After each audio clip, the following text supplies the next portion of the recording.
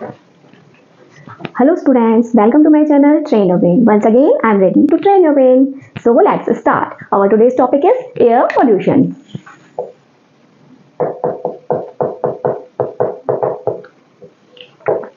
हम सभी जानते हैं कि किसी भी प्योर सब्सटेंस में अनवांटेड या अनडिजायरेबल सब्सटेंसेस का मिलना ही पॉल्यूशन होता है। तो इसी तरह से एयर में अनवांटेड पार्टिकल्स का या सब्सटेंसेस का मिक्स होना ही एयर पॉल्यूशन कहलाता है। ये अनवांटेड पार्टिकल्स जो हैं वो गैसेस भी हो सकती हैं या फिर कुछ और डस्ट पार्टिकल्स भी हो सकते हैं।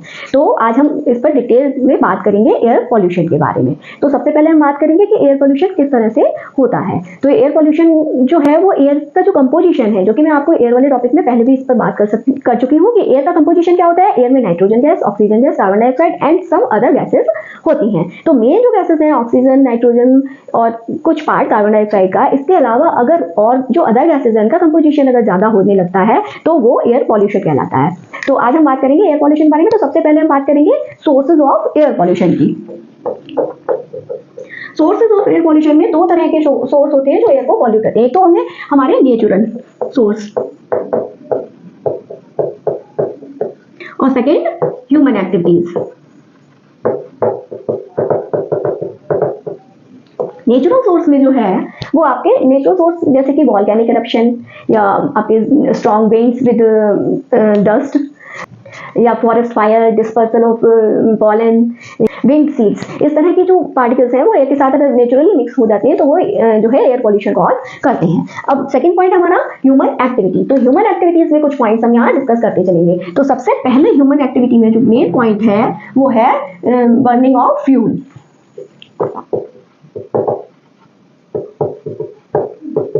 फ्यूल में आपका ये जो है कोल, वुड या फिर आपका ये पेट्रोलियम, ये सारे ही फ्यूल में आएंगे। तो इन सब किसी भी फ्यूल की बर्निंग से एयर पॉल्यूशन कॉज होता है। जैसे कि अगर आप लीव्स है, वुड है, इसको बर्न करते हैं तो कार्बन डाइऑक्साइड, कार्बन मोनोऑक्साइड, इस तरह की गैसेस उससे निकलती हैं जो कि हमारे एटमॉस्फेयर को पॉल्यूट करती हैं।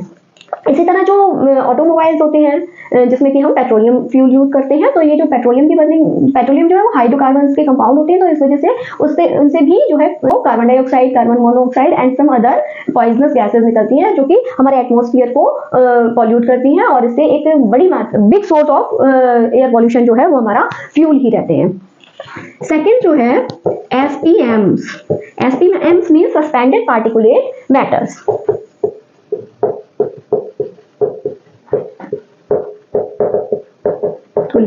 मैटर्स, सस्पेंडेड पार्टिकुलेट मैटर्स से वही मतलब है जो कि अभी मैंने आपसे बात की है। नेचुरल सोर्स में जो है जैसे डस्ट वगैरह है ये सस्पेंडेड रहती है एयर में। जब भी जो है स्ट्रॉन्ग विंड चलना बंद होती है तो डस्ट जो है वो सेटल डाउन हो जाती है। इसी तरह से कुछ पार्टिकल्स होते हैं जो एयर में मिक्स हो जाती है तेज हवाएं चलने की वजह से, ह्यूमन एक्टिविटीज की वजह से। तो और जब कभी हवाएं बंद हो जाती है तो वो सस्पेंडेड हो जाती है। इसमें जैसे कि माइंस से निकलने वाले जो ओस होते हैं उनका जो अगर हम उनको प्योर करते हैं तो उसमें से जो धूल मिट्टी धुआं होता है या फिर आपकी बिल्डिंग का कंस्ट्रक्शन होता है उससे सीमेंट वगैरह उड़ते हैं। तो इस तरह के जो ह्यूमन एक्टिविटीज होती हैं वो जो है एयर पॉल्यूशन कॉज करती हैं।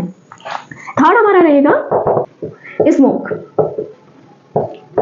स्मोक जो है वो ऑटोमोबाइल्स के एग्जॉस्ट पाइप से जो है वो निकलने वाला स्मोक या फिर जो फैक्ट्रीज की चिमनी से निकलने वाला स्मोक होता है जिसमें कि एक बड़ी अमाउंट में कार्बन डाइऑक्साइड गैस या फिर कार्बन पार्टिकल्स होते हैं जो कि ये भी जो है एक बिग सोर्स ऑफ पॉल्यूशन है जो कि हमारे एटमॉस्फेयर को बहुत ज्यादा पॉल्यूट करते हैं। और स्मोक का मेन जो है वो कहाँ से मिलता है हमें, मेनली जो है वो फैक्ट्री से निकलने वाले धुआं या फिर जो है व्हीकल से निकलने वाला धुआं। तो स्मोक की वजह से जो है बिग सिटीज में बहुत ज्यादा कभी कभी पॉल्यूशन हो जाता है। स्मोक जो है वो अगर वहाँ का एटमॉस्फेयर मॉइस्ट है, जहाँ पर भी स्मोक ज्यादा है और वहाँ का एटमॉस्फेयर में मॉइस्ट है तो उसके साथ स्मोक कंबाइन करके स्मोक बना देता है। तो स्मोक यानी कि वो जैसा कि सर्दियों में कोहरा होता है ना, उसी तरह से स्मोक बन जाता है। तो वो एक जो है ना दिखने वाली कंडीशन हो जाती है जो कि आजकल दिल्ली वगैरह में तो ये सुनने भी आता है ना, जैसे दिवाली के बाद या फिर ये जो आपकी सर्दियां शुरू होती हैं उसके बाद इस तरह की कंडीशन देखने को मिलती है कि स्मोक बहुत ज्यादा हो जाते हैं। तो वहाँ पर जो है मास्क पहनकर भी निकलते हैं लोग और उनका घर से निकलना भी मुश्किल हो जाता है। स्कूल वगैरह की इस साल तो स्कूल वगैरह की छुट्टियां करनी पड़ती है स्मोक की वजह से। तो ये कंडीशन वहाँ पर स्मोक की वजह से बनती है। नेक्स्ट रहता है पॉइंट हमारा by decaying organic matter.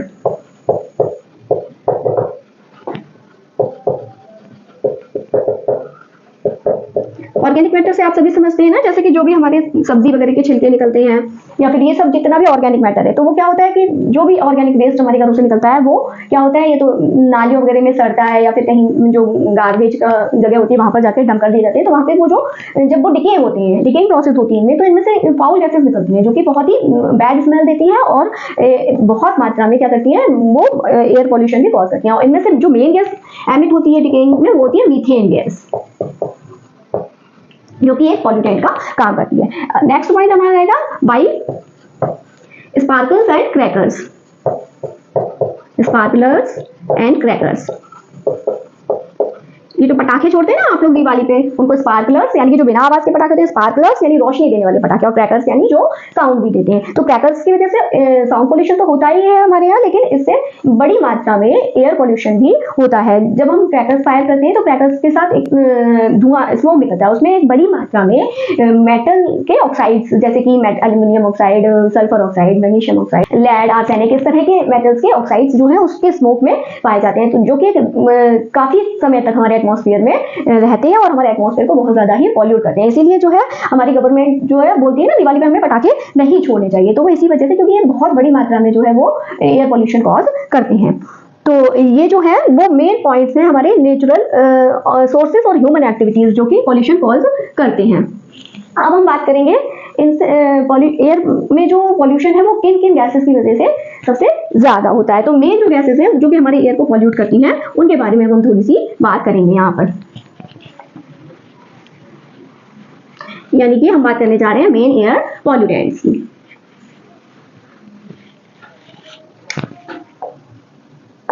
Main air pollutants, main air pollutants में कुछ गैसेस आती हैं जो कि बड़ी मात्रा में हमारे एटमॉस्फेयर को पॉल्यूट करती है। तो पहले नंबर पर हम बात करने जा रहे हैं नाइट्रोजन ऑक्साइड्स की।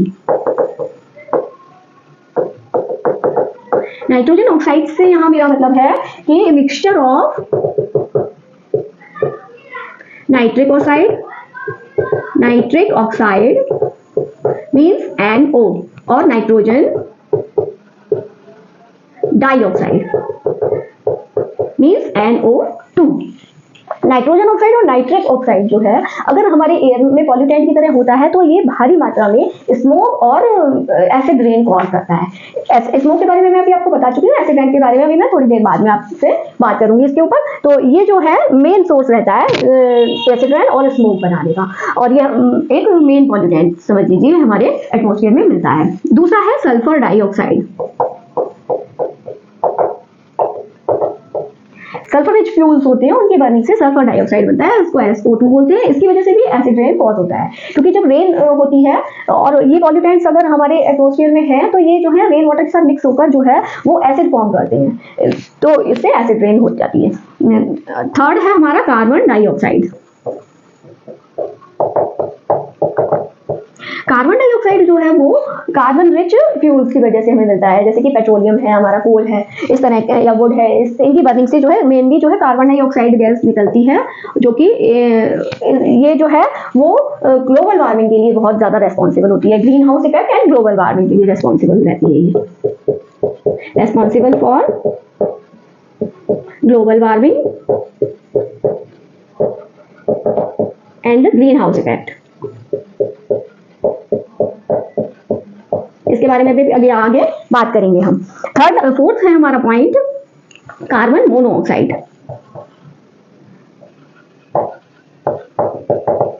कार्बन मोनोऑक्साइड का फॉर्मूला रहता है CO, यानी mono means single, di means 2। यहाँ 2 O के साथ कंबाइंड है कार्बन, और यहाँ सिर्फ एक ऑक्सीजन के साथ कंबाइंड होती है। कार्बन मोनोऑक्साइड जो है बहुत ही पॉइजनस गैस होती है। ये गैस जो है एटमॉस्फेयर में इनकम्प्लीट कंबशन ऑफ फ्यूल की वजह से बनती है। इनकम्प्लीट कंबशन का मतलब यहाँ है जब अगर आपके एटमॉस्फेयर में ऑक्सीजन की कमी है तो वहाँ इनकम्प्लीट कंबशन होता है, जिस वजह से कार्बन डाइऑक्साइड की जगह कार्बन मोनोऑक्साइड गैस निकलती है। और कार्बन मोनोऑक्साइड की एक स्पेशलिटी ये होती है कि अगर ये हमारे रेस्पिरेटरी ट्रैक्ट में पहुंचती है तो बहुत जल्दी जाकर हीमोग्लोबिन के साथ कंबाइन हो जाती है, जिससे कि हमारे ब्लड की ऑक्सीजन कैरिंग कैपेसिटी कम हो जाती है, जिस वजह से अगर ये गैस हमारे रेस्पिरेटरी ट्रैक्ट में पहुंचती है तो हमें सफोकेटेड फील होता है।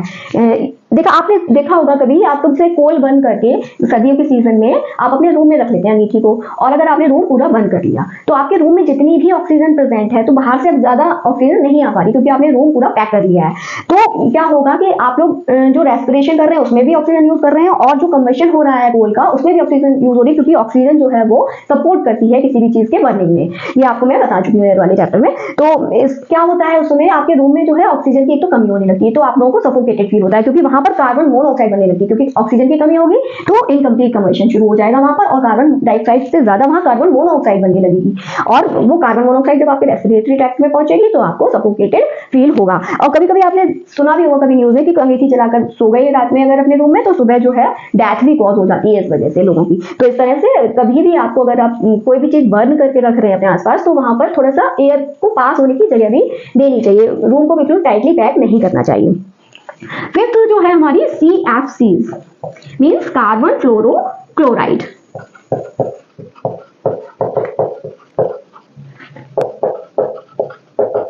कार्बन फ्लोरोक्लोराइड्स जो गैस होती हैं वो हमारे रेफ्रिजरेटर और जो एसीज में जो कूलेंट लगे होते हैं उनमें जो है यूज होती है, जो फ्रियॉन नामक एक गैस या लिक्विड भरा होता है उनमें। तो वो जब यूज होता है, जब हम एसी और रेफ्रिजरेटर यूज करते हैं, स्विच ऑन करते हैं उसको, तो वो जो फ्रियॉन है गैस या लिक्विड फॉर्म में होता है, वो जो है उसकी रिएक्शन से कार्बन फ्लोरोक्लोराइड गैस बनती है, जो कि एटमॉस्फेयर में रिलीज होती है। ये भी एक बहुत बड़ा पॉल्यूटेंट है हमारे एटमॉस्फेयर के लिए। तो इतनी चीजों की बात की हमने आज, इतने सारे पॉल्यूटेंट गैसेस की बात की। अब हम बात करेंगे main effect of air pollution के बारे में, कि एयर पॉल्यूशन होने से हमारे एटमॉस्फेयर में क्या क्या मेन इफेक्ट्स होते हैं।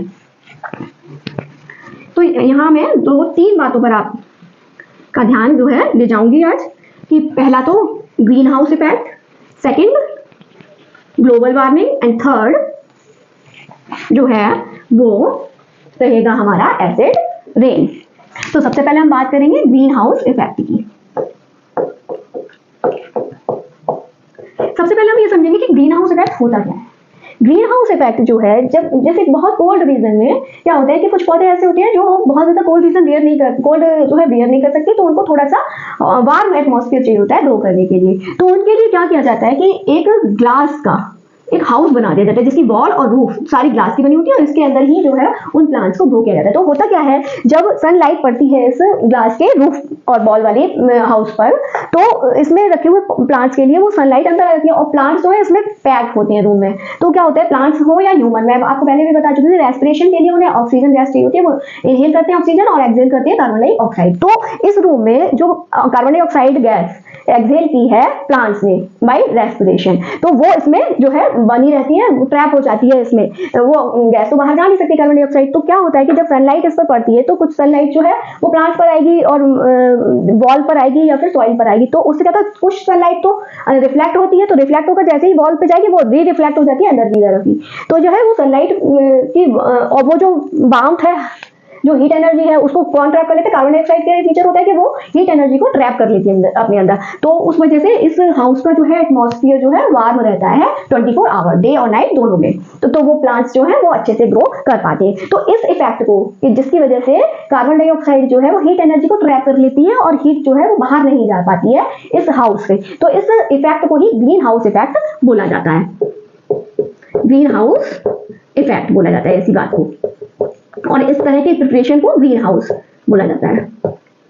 तो क्या होता है, ये ग्रीन हाउस इफेक्ट हमारे अर्थ पर कैसे देखने को मिलता है, कि हमारे अर्थ जो है एटमॉस्फेयर से सराउंडेड है, आपको पता ही है, ये बीच में अर्थ है ये, और ये हमारा एटमॉस्फेयर है। तो क्या होता है, जब सनरेज पड़ती हैं हमारे एटमॉस्फेयर में, और हमारे एटमॉस्फेयर में कार्बन डाइऑक्साइड जो है वो पाई जाती है, आपको पता ही है, क्योंकि हम सभी एक्सहेल करते हैं कार्बन डाइऑक्साइड, तो कुछ 1% कार्बन डाइऑक्साइड होती है हमारे एटमॉस्फेयर में। तो क्या होता है, जब सन रेज हमारे एटमॉस्फेयर में आती हैं, तो उसके साथ भी ऐसे होता है, कुछ सन रेज तो रिफ्लेक्ट होकर वापस चली जाती है, लेकिन थोड़ी बहुत जो हीट एनर्जी है वो कार्बन डाइऑक्साइड जो यहाँ हमारे एटमॉस्फेयर में है वो ट्रैप कर लेती है, और वो हमारे लिए जरूरी नहीं है। थोड़ा बहुत हीट एनर्जी अगर हम लोगों को नहीं मिलेगी एनिमल्स और प्लांट्स को, तो वो सर्वाइव भी नहीं कर पाएंगे। लेकिन क्या होता है, जब कार्बन डाइऑक्साइड जो है एज अ पॉल्यूटेंट बढ़ जाती है, इसका जो है वो रेशियो बढ़ जाता है हमारे एटमॉस्फेयर में, तो ये ज्यादा जो है हीट एनर्जी को ट्रैप कर लेते हैं, और ज्यादा हीट एनर्जी ट्रैप करने से क्या होता है, हमारी अर्थ का जो है वो टेम्परेचर जो है रेज अप होने लगता है, राइज अप होने लगता है, यानी कि बढ़ने लगता है। तो इसी इफेक्ट को बोला जाता है ग्रीन हाउस इफेक्ट, यानी कि उसकी वजह से गर्मी का बढ़ना हमारी अर्थ पर। तो ये जो पूरी प्रोसेस है उसको ग्रीन हाउस इफेक्ट बोला जाता है। इसकी वजह से जो है वो ग्रीन हाउस इफेक्ट की वजह से ही ग्लोबल वार्मिंग कॉज होती है। ग्लोबल वार्मिंग यानी कि हमारे एटमॉस्फेयर का टेम्परेचर जो है वो बढ़ने लगता है। ग्लोबल वार्मिंग का जो है वो हार्मफुल इफेक्ट ये रहता है कि जब हमारे यहाँ का टेम्परेचर बढ़ेगा तो ग्लेशियर जो है वो मेल्ट होना शुरू हो जाते हैं, जिसकी वजह से रिवर्स में और सी में यानी कि ओशन में जो है वो वाटर लेवल बढ़ने लगता है, जो कि एक अच्छा सिंबल नहीं है हमारे आसपास के एरिया के लिए, क्योंकि रिवर्स के में अगर वाटर लेवल बढ़ेगा तो रिवर्स में जो है फ्लड आने का खतरा रहता है, और अगर ओशन में वाटर लेवल बढ़ेगा तो ओशन के कोस्टल एरिया के आसपास जो भी सिटीज या गांव वगैरह बसे हुए हैं तो वहां पर भी जो है वो खतरा रहता है, वहां पर रहना थोड़ा मुश्किल सा हो जाएगा। तो ये ग्लोबल वार्मिंग का एक ये इफेक्ट रहता है। ग्लोबल वार्मिंग जो है दूसरा इफेक्ट उसका ये रहता है कि ये हमारे नेचुरल क्लाइमेटिक साइकिल को भी इफेक्ट करती है, यानी कि ग्लोबल वार्मिंग की वजह से जो है जो सीजन है कहीं कहीं अचानक ही क्लाउड बर्स्ट देखने को मिल जाएगा, या फिर कहीं एकदम से हैवी रेन हो जाएगी तो फ्लडेड हो जाएगा पूरा एरिया। तो इस तरह से जो है हमारा क्लाइमेटिक साइकिल भी डिस्टर्ब होती है ग्लोबल वार्मिंग की वजह से। अब दूसरी बात हमें करनी है एसिड रेन की। एसिड रेन क्या होता है? अभी अभी मैंने जो गैसेस के बारे में आपको बताया था जो पॉल्यूटेंट की तरह हमारे एटमॉस्फेयर में मिलती हैं, उनमें से मेन है नाइट्रिक ऑक्साइड या फिर नाइट्रोजन डाइऑक्साइड गैस या फिर सल्फर डाइऑक्साइड गैस। ये गैसेस जो हैं वो क्या करती हैं, जब ये वाटर के साथ जब रेन होती है, अगर ये एटमॉस्फेयर में ज्यादा है ये गैसेस और रेन हो रही है, तो जब रेन होगी तो क्या होगा, सल्फर डाइऑक्साइड के साथ वाटर रिएक्शन करके सल्फ्यूरिक एसिड बनाएगा, सल्फ्यूरिक एसिड बनाएगा, और नाइट्रोजन ऑक्साइड या फिर नाइट्रिक ऑक्साइड, नाइट्रोजन डाइऑक्साइड ये है नाइट्रिक एसिड बनाएंगे। और ये जो नाइट्रिक एसिड या सल्फ्यूरिक एसिड जब रेन के साथ मिक्स होगा और जब ग्राउंड पर आएगा तो फिर वो हार्मफुल इफेक्ट देता है हमारे लिविंग बींग्स को।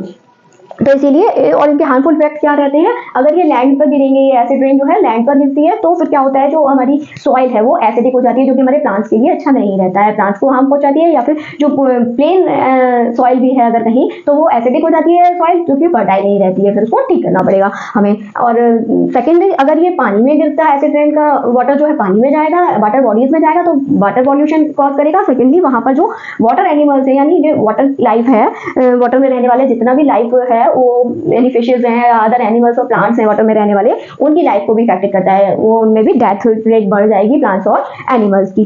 थर्डली, ये जो है नॉन लिविंग ऑब्जेक्ट्स को भी इफेक्टेड करता है। नॉन लिविंग ऑब्जेक्ट्स पर ये अगर एसिड रेन पड़ेगी तो वो जो है एसिड की वजह से जो है किसी भी मेटल पर या किसी भी नॉन मेटल पर ही पड़ेगा तो उसको जो है नुकसान पहुंचाते हैं, एक तरह क्षरण होने लगता है। इसके लिए एसिड रेन का इफेक्ट आपको ताजमहल केस स्टडी भी आपने सुना है या समझा है तो उसमें भी देखने को मिलता है। ताजमहल का कलर जो है अभी बीच में पॉल्यूशन ज्यादा होने की वजह से कैसा हो रहा था, ब्राउन येलोइश सा हो गया था, एकदम ब्राइट व्हाइट की जगह।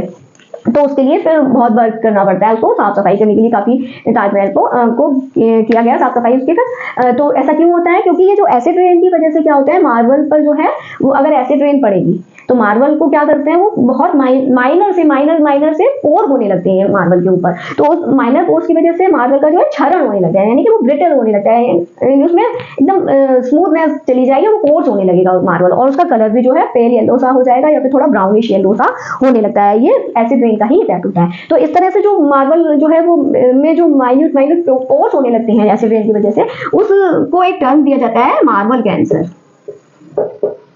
मार्बल कैंसर यानी मार्बल में वो कैंसर पहुंच सकता है, मार्बल को खराब कर देती है एसिड रेन। तो इसके लिए जो है सुप्रीम कोर्ट ने ऑर्डर भी दिए थे कि आपको सभी को पता है आगरा में सिचुएटेड है ताजमहल, तो आगरा के पास मथुरा है, मथुरा में ऑयल रिफाइनरी है, ऑयल रिफाइनरी से नाइट्रोजन ऑक्साइड गैस ज्यादा निकलती है, नाइट्रिक ऑक्साइड गैस, और ये जो वहाँ पर लेदर इंडस्ट्रीज और अदर इंडस्ट्रीज जो आगरा में सिचुएटेड है उनकी वजह से ये सल्फर डाइऑक्साइड, नाइट्रोजन डाइऑक्साइड या एयर पॉल्यूटेंट की जो वहाँ पर बहुत ज्यादा मात्रा बढ़ रही है। या फिर आगरा एक अच्छा बड़ा शहर है तो वहाँ व्हीकल्स से भी बहुत ज्यादा एयर पॉल्यूशन होता है। तो सुप्रीम कोर्ट ने इसलिए ऐसे ऑर्डर भी दिए हुए हैं ताजमहल को थोड़ा सा कंजर्व करने के लिए कि वहां पर सीएनजी और एलपीजी गैस फ्यूल ज्यादा यूज किए जाए, और जो है वो अनट्रीटेड पेट्रोलियम तो बिल्कुल भी यूज ना किया जाए, और वहां थोड़ा ग्रीनरी भी बनाई जाए ताजमहल के आसपास, जिससे कि वहां पर एयर पॉल्यूशन को हम थोड़ा सा कंट्रोल कर सके और ताजमहल को खराब होने से बचाया जा सके। तो ये तो 3 इफेक्ट्स जो है मेन देखने को मिलते हैं, green house effect, global warming and acid rain. तो अब हम बात करेंगे कि हम किस तरह से जो है वो measure to reduce air pollution, air pollution को हम किस तरह से रिड्यूस कर सकते हैं। हमारा नेक्स्ट पॉइंट रहेगा measure to reduce air pollution. कुछ बातों का ध्यान रखकर हम एयर पॉल्यूशन को रिड्यूस कर सकते हैं। Stop burning carbon rich material, carbon rich material यानी फ्यूल्स का यूज हम कम करेंगे तो हमें जो है कार्बन डाइऑक्साइड से जो है वो थोड़ा सा पॉल्यूशन कम मिलेगा। जैसे कि हम एलपीजी सीएनजी इस तरह से यूज करेंगे अपने व्हीकल्स में, सीएनजी यूज करें और घरों में एलपीजी यूज की जाए तो हमें पॉल्यूशन कम देखने को मिलेगा। Second, say no to crackers. Fire crackers को हमें बिल्कुल भी नहीं यूज करना है अगर हम अपने आसपास एक अच्छा सा एयर जो है एटमॉस्फेयर चाहते हैं तो हमें क्रैकर्स नहीं चलाने चाहिए। थर्ड है ग्रो मोर ट्रीज। हमें अपने आसपास अच्छी मात्रा में ट्रीज लगाने चाहिए। अगर आपके पास जगह नहीं है, लैंड नहीं है ट्रीज लगाने के लिए तो आप पॉट्स में छोटे छोटे प्लांट्स लगा सकते हैं जो कि आपको एक अच्छा सा ग्रीनरी भी देंगे और आपके लिए ऑक्सीजन रिच एनवायरनमेंट भी बनाते हैं। जैसे कि घरों में हम होली बेसिल लगा सकते हैं, बम्बू प्लांट लगा सकते हैं या फिर ये पाम ट्रीज जो छोटे छोटे पाम प्लांट्स होते हैं इस तरह से, या फ्लोरल प्लांट्स लगा के हम थोड़ा सा डेकोरेटिव भी बना सकते हैं अपने आसपास के एटमॉस्फेयर को, जो देखने में भी प्लीजेंट होता है हमारी आंखों के लिए और हमारे एयर को भी वो है प्योर करता है। फोर्थ पॉइंट रहेगा engine of vehicle should be fuel saving type. Engine of vehicles should be fuel saving type. यानी कि हमारे जो व्हीकल्स के इंजन है वो फ्यूल सेविंग टाइप के होने चाहिए, उनमें जो है वो फिल्टर भी लगे होने चाहिए जिससे कि एयर पोल्यूशन कम से कम हो। नेक्स्ट पॉइंट रहेगा हमारा कि व्हीकल्स को कूल करना, cool the vehicles, cool the vehicles with your friends. अगर आप जैसे कहीं अपने वर्क पर जा रहे हैं या फिर कहीं स्कूल वगैरह जा रहे हैं तो आप अपना अपना अलग व्हीकल ना यूज कर एक व्हीकल में 4 या 5 लोग एक साथ जा सकते हैं जिससे कि एयर पोल्यूशन उससे कम होता है। तो इस तरह से व्हीकल्स को कूल करना चाहिए। थर्मल प्लांट्स जो होते हैं इलेक्ट्रिसिटी जनरेट करने वाले, वहां पर भी बड़ी मात्रा में कोल का यूज किया जाता है वाटर को हीट अप करने के लिए। तो वहां पर भी जो है हम ये बात ध्यान रखी जा सकती है कि थर्मल प्लांट की जगह विंड एनर्जी या फिर सोलर एनर्जी से ज्यादा इलेक्ट्रिसिटी बनाई जा सके जिससे कि उससे भी होने वाला एयर पोल्यूशन कम हो सके। तो ये आज कुछ पॉइंट्स मैंने डिस्कस किया आप लोगों के साथ एयर पोल्यूशन के बारे में। आपको ये वीडियो कैसा लगा मुझे कमेंट करके जरूर बताइए। अगर आपको अच्छा लगा है तो जरूर लाइक कीजिए और अपने फ्रेंड्स के साथ शेयर भी कीजिए। अगर आप चैनल पर नए हैं तो सब्सक्राइब जरूर कीजिए और बेल आइकन को प्रेस कीजिए जिससे आने वाले वीडियो के नोटिफिकेशन आपको टाइम टू टाइम मिलते रहें। मिलूंगी आपसे नेक्स्ट वीडियो में, तब तक के लिए पढ़ते रहिए क्योंकि पढ़ेगा इंडिया तभी तो बढ़ेगा इंडिया। नमस्ते।